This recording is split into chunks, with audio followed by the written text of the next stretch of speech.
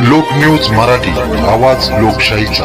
विटा शहरात आरोग्य सेवेचा विश्वासार्ह आधार आदिती मल्टी स्पेशालिटी हॉस्पिटल संचलित बंडगर हॉस्पिटल विटा, महात्मा फुले जन आरोग्य योजना, आयुष्यमान भारत व बांधकाम कामगार योजनेअंतर्गत शस्त्रक्रिया आणि उपचार पूर्णपणे मोफत, हाडांवरील सर्व प्रकारचे ऑपरेशन्स, वेदना निवारणासाठी ब्लॉक इंजेक्शन, डायलिसिस, मूतखड्यावरील सर्व प्रकारचे ऑपरेशन व उपचार, जनरल सर्जरी, अपेंडिक्स, हर्निया, मूळव्याधवरील ऑपरेशन व उपचार पूर्णपणे मोफत। सावरकर नगर, खानापूर रोड, विटा। संपर्क आपल्या स्क्रीनवर।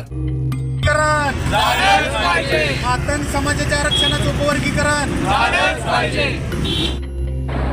विटा शहरातून एक महत्त्वाची बातमी समोर येत आहे।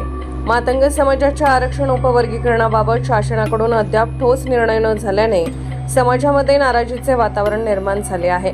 खरं तर गेले अनेक वर्षांमध्ये आपण बघतोय मातंग समाज हा महाराष्ट्रामध्ये मागासलेला आहे। शिक्षणाच्या बाबतीत असेल, नोकरीच्या बाबतीत असेल किंवा राजकीय क्षेत्रामध्ये असेल, तो लाभ समाजाला मिळायचा तो मिळत नाही।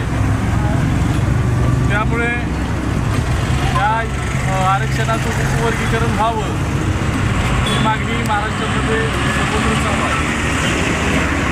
त्यामध्ये जी समिती नेमलेली होती शासनाने, बदल समितीचा अहवाल माननीय मुख्यमंत्री यांच्याकडे गेलेला आहे, पण काय झालं कुणाच ठाऊक। कोणत्या दबावामुळं का असताना पण या अहवाल कुठेतरी थांबलेला दिसतोय, त्याचा निर्णय झालेला नाही। त्यासाठी आज ही थोडी मोठी लढाऊ भूमिका या ठिकाणी घ्यावी लागते। विविध मागण्यांसाठी समाजाकडून सातत्याने पाठपुरावा करण्यात येत असतानाही शासनाकडून अपेक्षित प्रतिसाद मिळत नसल्याची भावना व्यक्त केली जात आहे।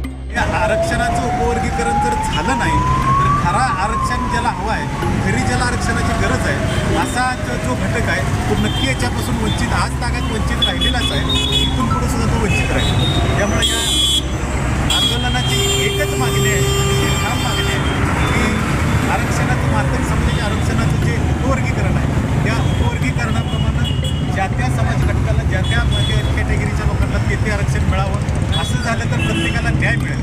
असं न झालं तर या आंदोलनाची दिशा होणाऱ्या काळात अत्यंत तीव्र आणि वेगळ्या स्वरूपाची बघायला मिळेल याची। समाजाच्या प्रमुख मागण्यांमध्ये आरक्षणाचे योग्य उपवर्गीकरण, सरकारी मेगा भरतीमध्ये प्रतिनिधित्व आणि समाजाच्या हक्कासंदर्भातील माहिती स्पष्टपणे जाहीर करणे या मुद्द्यांचा समावेश आहे। दरम्यान सर्वोच्च न्यायालयाच्या निर्णयानंतर महाराष्ट्रात या विषयावर अधिक स्पष्टता अपेक्षित असताना अद्याप ठोस भूमिका जाहीर न झाल्याने संताप व्यक्त होत आहे। या पार्श्वभूमीवर आज दिनांक 27 एप्रिल 2026 रोजी विटा तहसील कार्यालयासमोर आंदोलन करण्यात आले। यावेळी आंदोलकांनी शासनाच्या निष्क्रिय भूमिकेविरोधात जोरदार घोषणाबाजी करत मुंडन आंदोलन केले। शासनाने तातडीने निर्णय घ्यावा, अन्यथा आंदोलन तीव्र करण्याचा इशाराही यावेळी देण्यात आला आहे।